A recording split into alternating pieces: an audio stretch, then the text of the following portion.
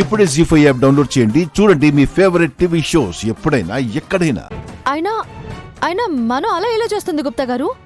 మంచి మీద చెడు ఎప్పుడూ గెలవలేదు, గెలవకూడదు కూడా. ఇది దైవ నిర్ణయం. ఆయన ఎటుల తలుచునో అటులనే జరుగును. కళ్ళ ముందు అన్యాయం జరుగుతున్నా కూడా దైవ నిర్ణయం అని చూస్తూ ఎలా ఊరుకుంటారు గుప్తా గారు? మనోహరి మా ఆయన్ని పెళ్లి చేసుకుంటే ఈ కుటుంబం సర్వనాశనమైపోతుంది. అది తెలిసి కూడా ఏం చేయకుండా ఎలా ఉండగలుగుతున్నారు? నీవు చింతించవలసినది రేపు జరుగు పెళ్లి గురించి కాదు,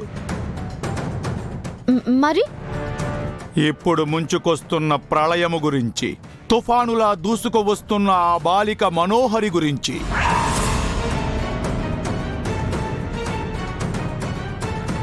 మనోహర, మీరేం చెప్తున్నారో నాకు అర్థం కావట్లేదు గుప్తా గారు.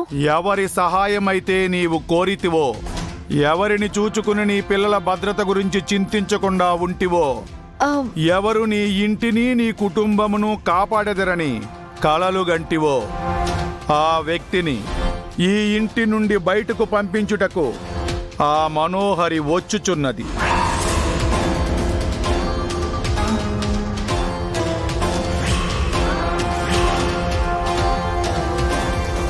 ఏమంటున్నారు గుప్తా గారు? మనో మిస్ అమ్మని ఇంట్లో నుంచి బయటకు పంపించేస్తుందా? అవును. అలా ఎలా పంపించేస్తుంది గుప్తా గారు? నేనేం చేయలేనా? నీవు ఏమీ చెయ్యలేవు బాలిక. ఎందుకేమీ చేయలేను? నా పక్కన న్యాయం ఉంది, ధర్మం ఉంది, తల్లి ప్రేమ ఉంది. ఆ బాలిక వెనుక ఘోరా ఉన్నాడు.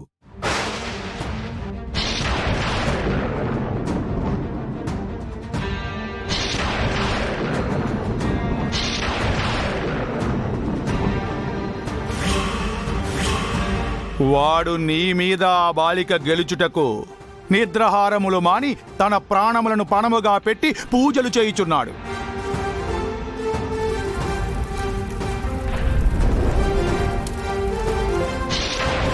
వారి గెలుపు ఈ బాలికను బయటకు పంపుటతో ముగిసిపోదు. రేపా మనోహరి మెడలోని పతిదేవుడు తాలి కట్టు వరకు వారి విజయమే కనిపించుచున్నది.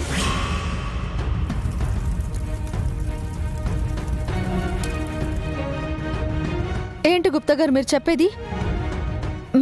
మనోకి మా ఆయనకి నిజంగానే పెళ్లి జరుగుతుందా? అవును, జరుగుతుంది. ఇది తథ్యం.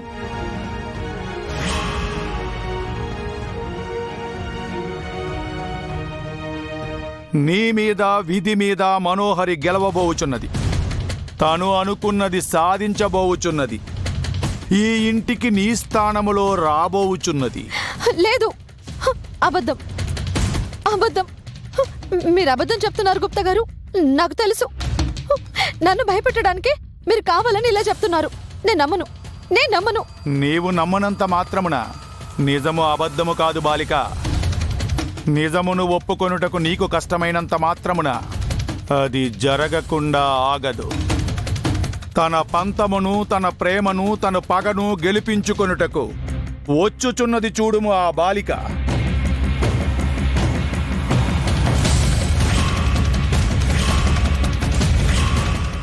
జీ5 యాప్ డౌన్లోడ్ చేసి అన్ని ఎపిసోడ్స్ పూర్తి ఉచితంగా చూడండి.